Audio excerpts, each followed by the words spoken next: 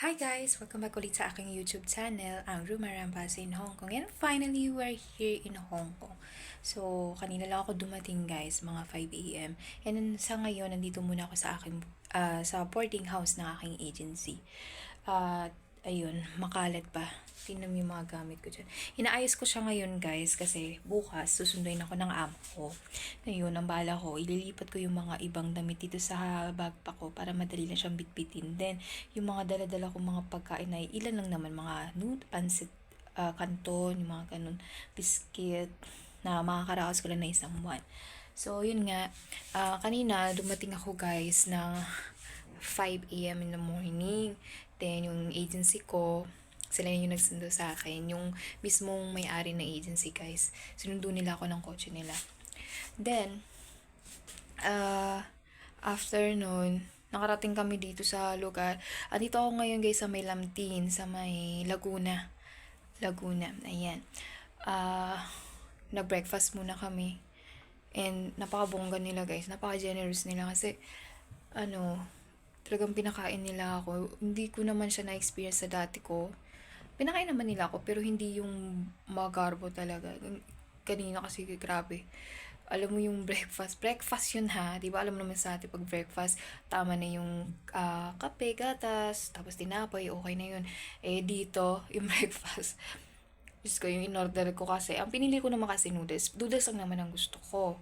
Eh, may kasama naman palang sausage, egg, tsaka butter toast. So, yun, hindi ko din nakain yung sayang, no? Ako yung nangihinayang, pero nahihiya naman din akong kunin, i-take out. Sinayaan ko na.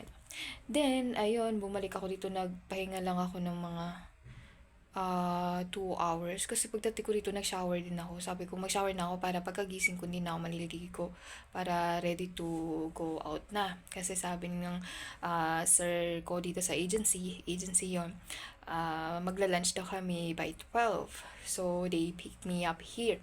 Then, go to lunch kasama ng asawa niya na Pinay. Oo, Pinay yun, guys. Ang bait nila talaga. Sana nga sila nila yung naging amo ko. Parang di ako nahihirapan makipag-communicate, ano? So, yun na nga. Kumain kami dun, get along with each other. Tapos, nagtanong-tanong lang sila kung anong nangyari, mga process ko sa Pinas, mga ganun. Then, after namin kumain doon, ayun, kumain na naman, nag-order na naman sila sa akin ng dalawang dishes. Ako naman namili nun, guys. Pinili ko lang yung medyo less, pero halos magkakadikit lang naman din yung presyo. Yun, in-order ko ng may kanin, tsaka yung pasta, kasi yung dalawang dish kasi, pares may kanin. So, dito na lang ako sa pasta. Kasi lagi may kasama, no? May combo siya. Kaloko ka.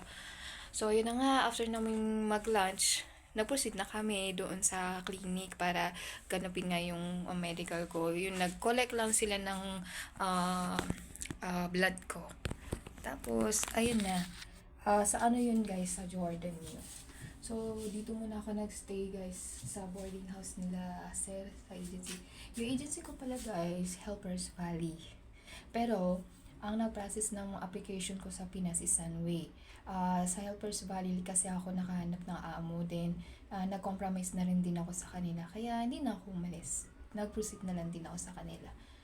And, ayan, pinag-stay muna nila ako dito sa boarding house for 1 day. Then, tomorrow, yung employer ko na yung magpipick up sa akin. Ipipick up nila ako dun sa agency. Malapit lang din yung agency dito. Walking distance lang.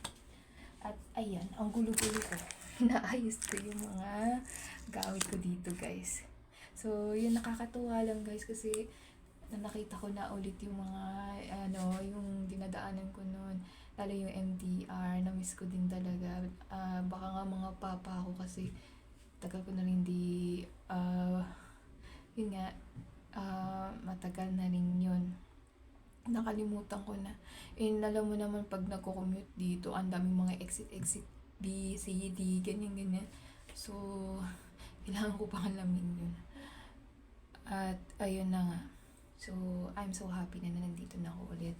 So, gagawin ko yung lahat para kahit pa paano tumagal ako at matapos sana po. Matapos ko po talaga yung kontrata ko sa amo ko na walang anumang problema, hindi na ako magkakasakit or kung anong man mangyari. Sana po. Sana talaga.